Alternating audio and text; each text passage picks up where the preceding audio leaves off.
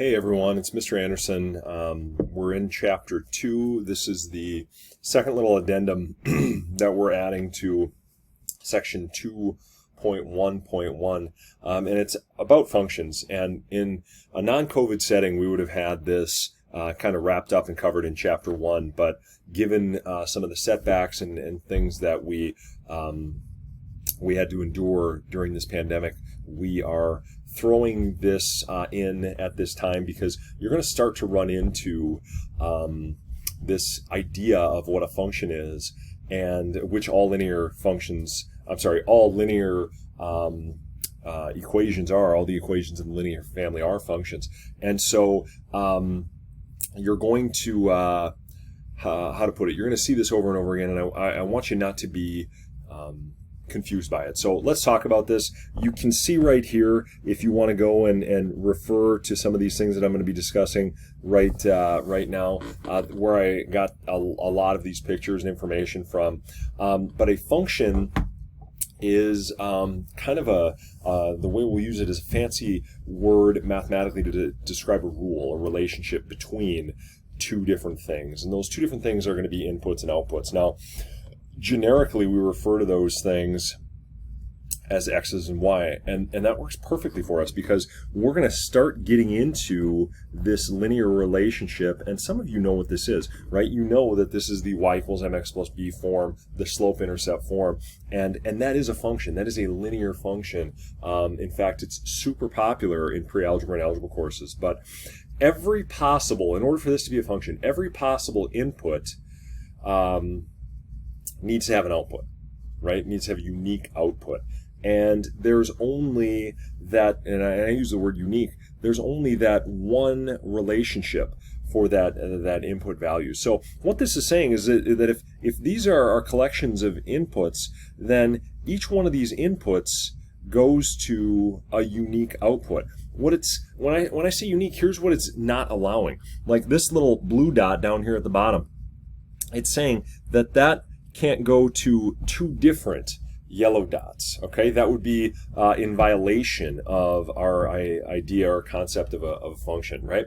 The formal definition of a function is that each element of a set is matched to exactly one or a unique element of another set, or all of our x's are mapped or are sent to one y, right? A couple more pictures and ideas that might help you with this, and I've got kind of try to get that all on the screen there, maybe. Two important things, right? There we go. Now we can see the pictures. All right. Each element means that every element in X is related to some element in Y. And the other thing that, other kind of language that we might use to represent this is the language that says it covers it. And what that means is that it's onto. You might hear it said that way as well. We say one function is mapped onto, one set is mapped onto another set with a function, or it's covered, right? Meaning that we don't have any like empty things, floating around, and that is maybe more evident by this right here. I've got one left over, right? That didn't get sent over to the right hand set there, so that would be in violation. Okay, and you can also see that we've got the situation here where we've got one of the blue dots sent to multiple yellow dots. So that's why this one is not a function or not okay.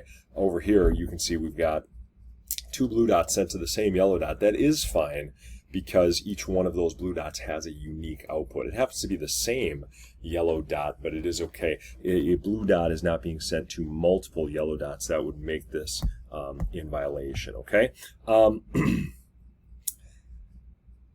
If a relationship is not a function, it doesn't necessarily mean that we can't have an equation that represents it or it disqualifies as a relationship. It just means it's not a function. And functions are treated specially, which is why we work hard to identify them. But it's important to make this little note, and this will become more and more relevant as we make it later into this course and as you make it into Algebra 2. All right. There's also and here's an example. This relationship is not a function, and maybe pause the video right here and see if you can look at this picture and figure out why. But if you can't, there's a description here of why it's not a function. And notice we've got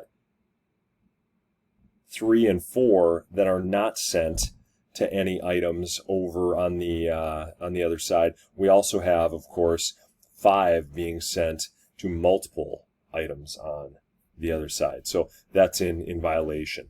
There's one other thing, and this is what you really maybe want to use in terms of your homework. One other thing that we use to test if something is a function, and it's this idea of the vertical line test. And the vertical line test just is ineffectively this. Take your pencil and you can kind of hold it vertically, right? Upright from top to bottom.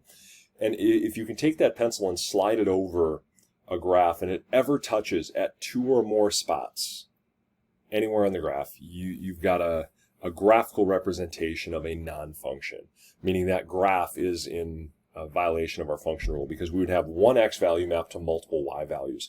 And we see that here in this little picture. A vertical line that crosses the graph more than one time is in violation. Okay, so we've got one intersection there, we've got a second intersection there, and it is, of course, not a function because of that. So you can use the vertical line test. Vertical line test is a great way to get your dip your toe in the water of this idea of a function. As your algebra teachers, we do not expect you to be experts. Function analysis is something that you can go on and specialize in college. You certainly don't need to be a pro at it by the time you leave 9th grade or algebra. You just need to have some experience with it, and that's what we're trying to do with this. Thanks for watching, folks. Have a great day.